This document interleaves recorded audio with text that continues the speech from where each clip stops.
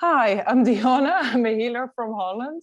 Today I'm with Miriam, a philosopher from Sweden, and with Rachel, a coach consultant from the US. And we cannot keep getting enough from our favorite topic, personal development, because it is endless and it contains so many interesting subjects. And well, we had a little break between the former musing session and between now, and we actually wondered, how can it also be that you can look so different in the mirror or in the camera, and or look at yourself the same for a long time. And then I had to ask these ladies, like, okay, but what is it about the sameness that you see, and what is it about the difference that you sometimes seem to see? So, Rachel, can you tell me something about how you perceive this? I sure can try.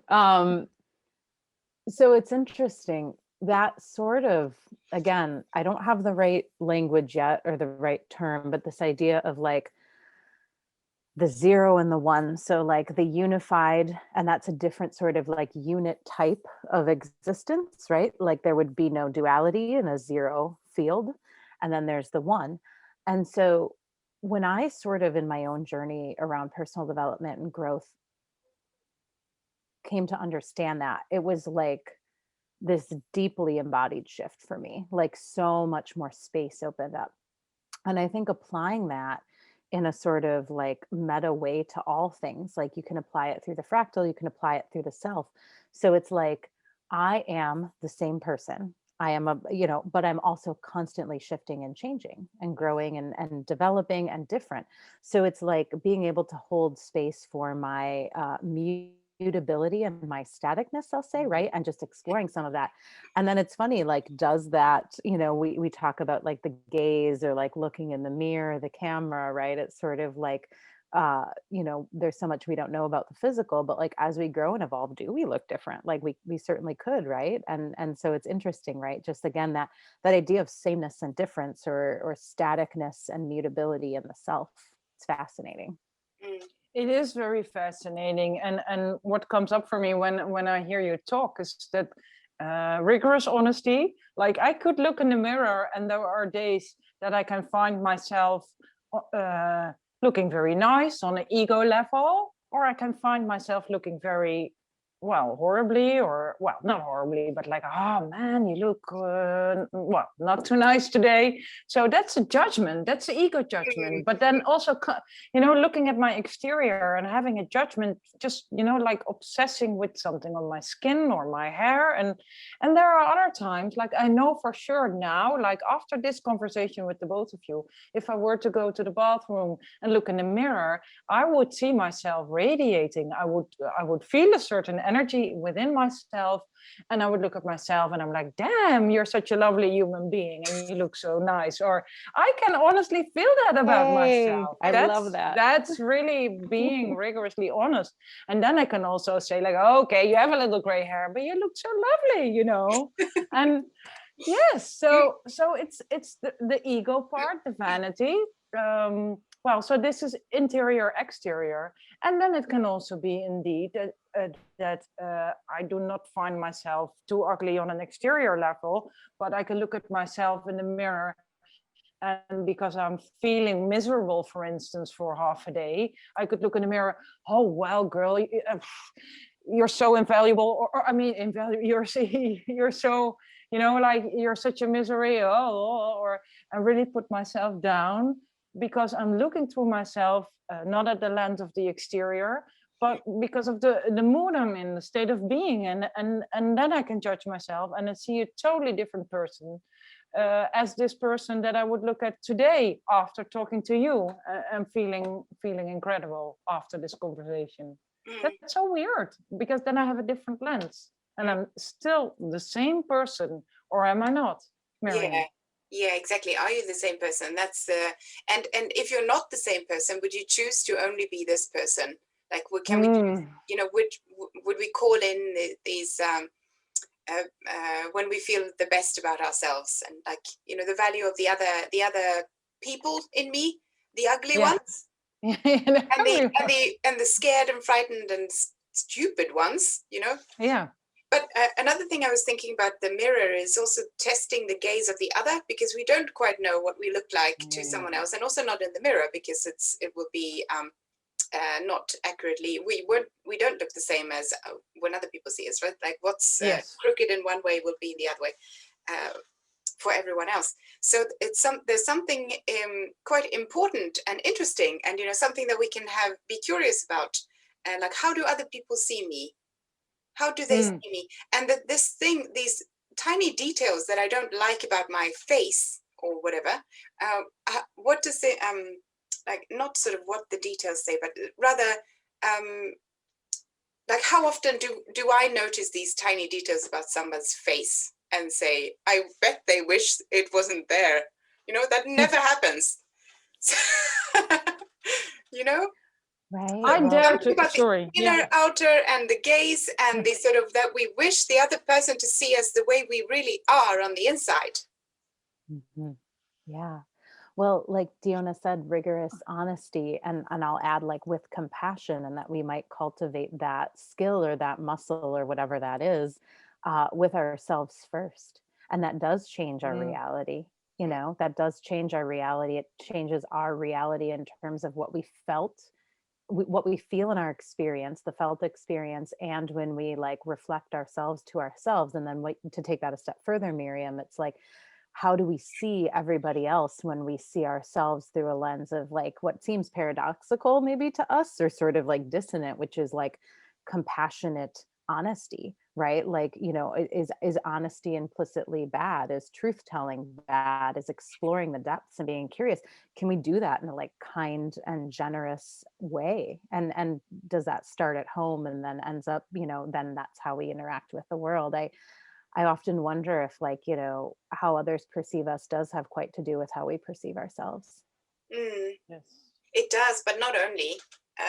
There's also Mhm. there seems to be something that, for example, if like, yeah, for example, you see I don't know what example would be, a very huge dog or something like that. You will have, without even if you know another example. I can say an example Yeah. of personal experience.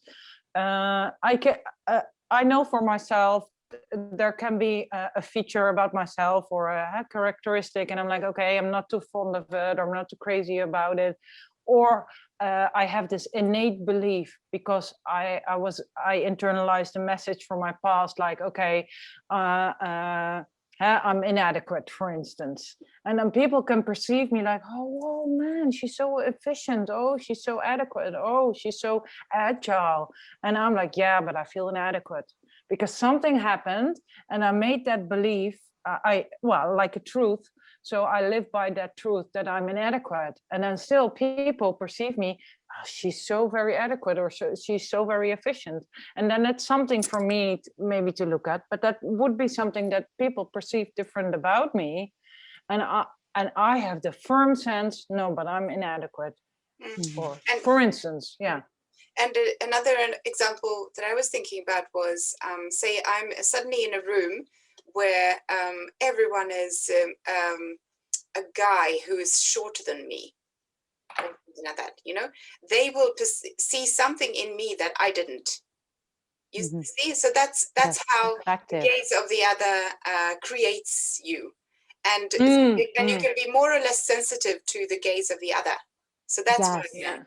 Yeah. The sensitivity, I think, is the key. And like Yeah.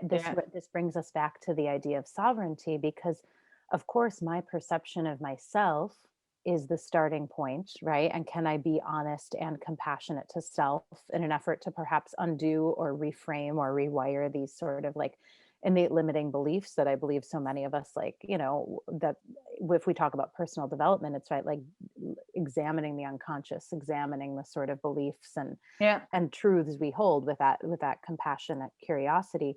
And then, so if I'm a sovereign being, what's in my control is the ability to meet the world with a certain type of approach, let's say, or that sort of like compassionate honesty. What's not in my control is the other's approach to how they perceive themselves and thusly the world around them, potentially, Yes. if we follow that.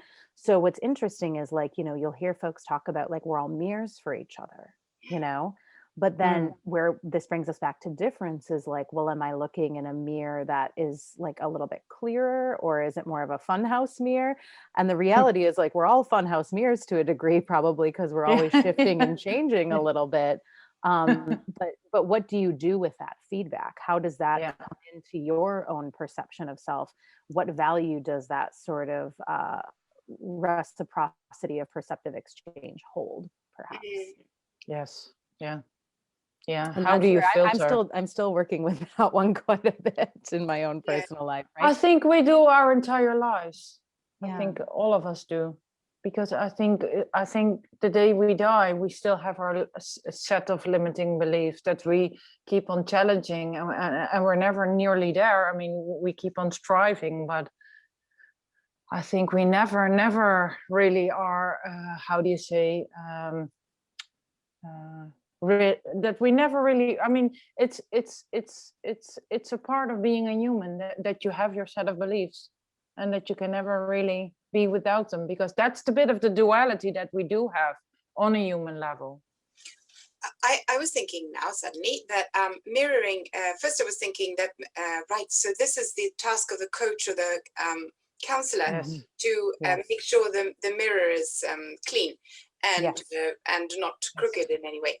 But then I thought the mirror maybe is a limited metaphor here, because we're Yeah. not only doing that, but we should also invite to go through the looking glass, right? Yes. Yes. Yeah. Yes. Hmm. Go into the unified field, play with the form. Like, Yeah. it's both Yeah. for sure. And, finding that, there's no static balance. Back to that, it's all a dance, right? And so in this space, right, like, the two of you are mirroring me, I am mirroring you, we're exploring in reciprocity, we're being curious. I feel very safe here. I don't Mm. feel a deep level of judgment. I feel pretty free to be myself. Maybe some of what I'm explaining, I might wish I had said differently or more eloquently, but I don't spend too much time worrying about it. I'm like, okay, I'm in a relatively, like, safe space here. And weirdly, this brings us back to polyvagal that we kind of touched on a little bit Yes. last week, Yes. is like, when there's a sense of positive regard or acceptance, let's say, a level of non-judgment. And this comes back to, like, does the person on the other side judge themselves deeply or harshly? Sometimes we get almost like a felt sense of that. And then that's where the mirror, like you're saying, Miriam, can become limited, because it's like, what if you're just bouncing? What if it's Yeah. just light and energy and Yeah. information just bouncing? When are we actually going into the looking glass? I love that so much. And what happens in the book, in Lewis Carroll's book, when you go through the looking glass, you notice that you go forward and you really went backward.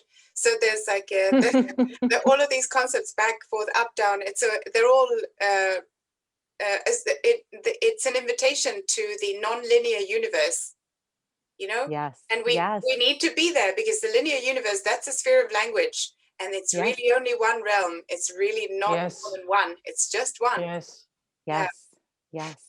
The realm of form, with varying degrees of form and formlessness that, like, can be perceived by humans or not. But there's this capital F formlessness too, where it's like, there are, like you said, up, down, back, forth, like, having the courage to step into that, and to willingly be disoriented in the service of your own growth.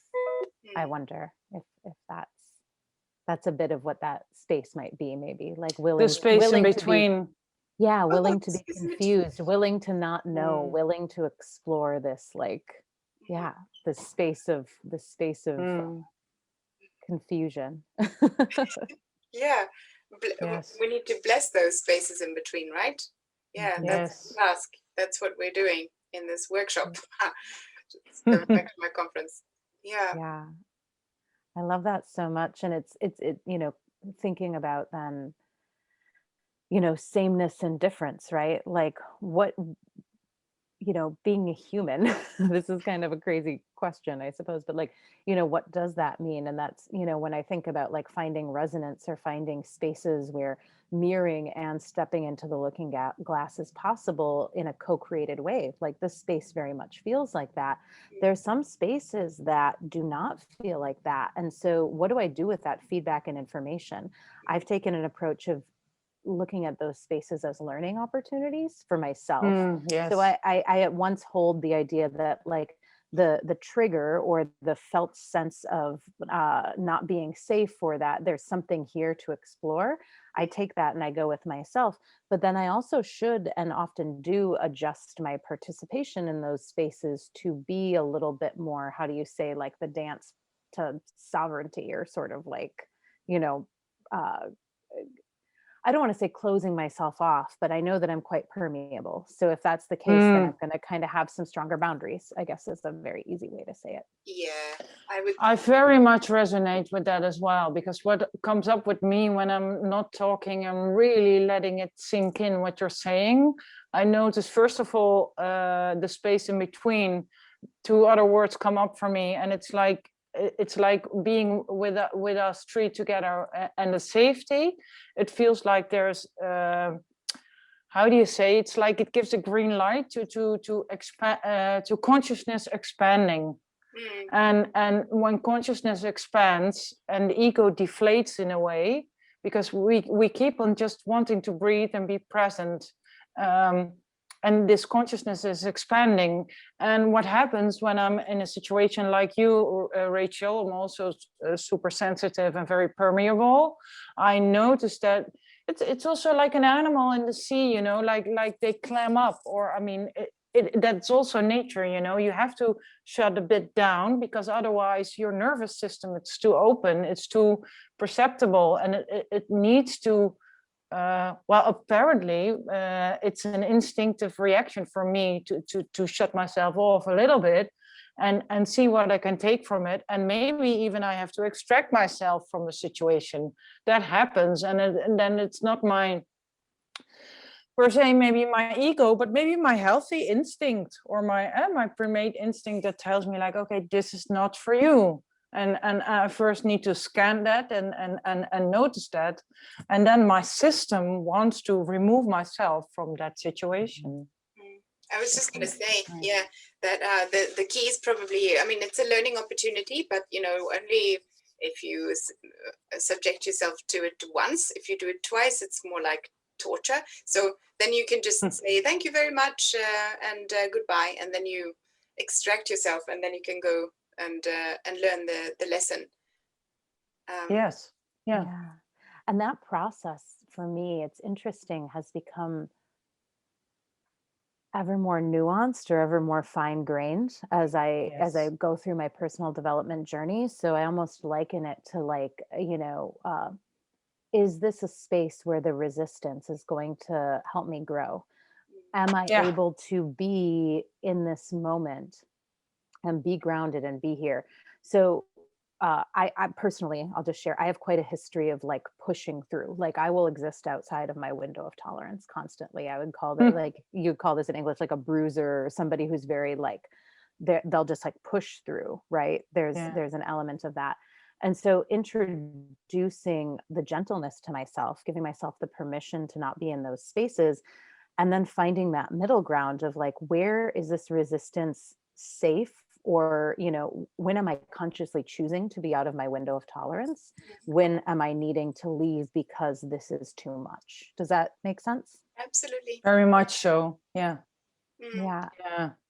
And at least for my, oh, I'm sorry. Go ahead, Miriam. No, it's you finish your thought. I was just going to say, I think that's when we talk about personal development, that is, a different type of process for everybody, and that it's a different journey for everybody. But for me, having that sort of, being conscious of when I'm in that window of tolerance and making the conscious choice to stay outside of it, is there value in only ever staying in your window of tolerance? Like, do you grow? But on the other side of that, if you're constantly outside of your window of tolerance, is there any safety in the world at all? Yeah. Again, with the chafing and the dissonance, but the point is to play lovely music as your instrument, not trying to be another instrument, or you Right. know, yeah, Yeah. you know, Yeah. find your tune. I have this beautiful image of you see the garlic, you know, how do you call it, the little the garlic with all its pieces, the big chunk of it, and one part It's like of, the cloves, I think. oh yeah, the cloves. I think Cloves. it's the cloves, yeah, and then one piece is taken out, and in the image there's a piece of a tangerine, a mandarin, you know, in there, a tangerine, so it's the orange piece, and then it says very beautifully, not every place where you fit in is the place where you belong. And I'm like, yeah, you know, it's not because you can, you Yeah. know, fit there doesn't mean that you belong. And so, as you say, window of tolerance, I'm acquainted with the term. And yeah, so if you keep on not being a part of that tangerine, but if you keep on trying to stick yourself in that a clove of garlic, and then it's like, yeah, but it's not supposed to be there. So what are the Right. consequences? I Right. can do it, but I Yeah. hate it. I can Yeah. do it. Should I do Yeah, it? but it's Yeah. not Well, good for me. Well, Yeah. even it's just not good for me. Yeah. Without any judgment, I just don't belong there. Yeah. Well, and Oh, I've that's done that so much in my life, you know. yeah, Managed and Same. hated it. Rachel apparently too. 100%. And it, you know, I think Yeah. knowing yourself and owning your difference, both static and Yes. mutable, is a big part of that. And again, like I'll just share a more personal anecdote, right? Like, for all sorts of reasons, I think I've been able to be a tangerine in any number of spaces for many, many years.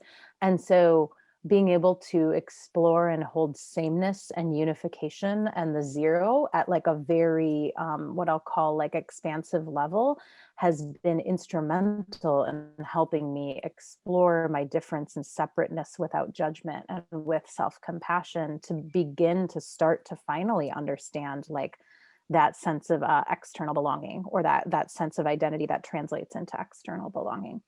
Mm. Oh, yeah. Mm. There's also something, exactly. So there's something about your own boundaries, and then there's something about the people who are just outside those boundaries, and how important they are. That's for next time, I suppose. And also, I what's the think name of that's the something for guy? next. The felt sense of the felt sense guy. What's his name again? The writer who writes about the felt sense of words. No? I'm not sure, but that I'm sounds also very not sure awesome. That's also next time then. Yeah. Perfect. That's awesome. Yeah, I'd love to. That's, yes, felt sense of words is huge. Yeah. And I think what you say, Rachel, I can. Sorry, no. I can relate a lot to that, and I think that's part of human development. Sorry, did I interrupt you? Sorry, Mir. I think it's part of everybody's human development or personal development to have to experience, when are you the tangerine, and when, or are you this, are you that, and so everyone is supposed to have these kind of stories, because if you don't, you're not developing, you're not evolving, then you're stuck in some place in a comfort zone without the friction, because you're not challenging yourself, and then nothing happens. You need your anecdotes, you need your stories. That's part of your personal journey. That's primary integration. Mm-hmm. Yeah, we'll talk more about that, I feel. Yeah. Yeah, Yes. absolutely. I think that has something to do with the zero and the one as well. Yeah. Yeah. Perfect. Mm. Awesome. Thank you. Yeah, Thank that's you. Thank you